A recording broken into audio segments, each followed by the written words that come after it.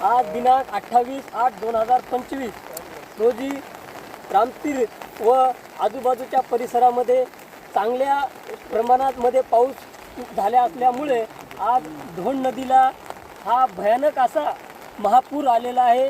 तरी आजूबाजूच्या सर्व शेतामध्ये आज 5 ते 10 फूट इतके पाणी साचलेले आहे।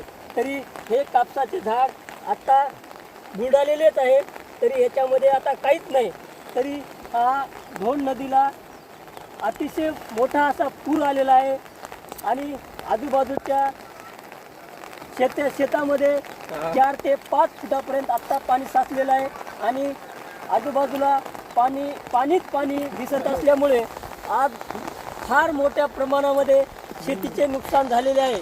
तरी प्रशासन दखल घ्यावी अशी संपूर्ण शेतकऱ्याच्या वतीने विनंती राहील व येऊन पंचनामे करावे अशी नम्र विनंती ग्रामसेवक तलाठी यांनी सोशल मीडियाच्या माध्यमातून का होईना आमची व्यथा, शेतकऱ्याची व्यथा आम्ही त्यांच्यापर्यंत पोहोचवण्याचं काम करत आहोत। तरी त्यांनी या आजूबाजूच्या नदीकाठच्या सर्व शेताचे पंचनामे करून व्यवस्थित ती नुकसान भरपाई द्यावी अशी प्रशासनाकडे नम्र विनंती राहील। हे बघा, अतिशय भरपूर असा पाऊस झालेला आहे आणि भरपूर असा पूर आलेला आहे, यामध्ये काही शंका नाही व काहीच खोटे नाही।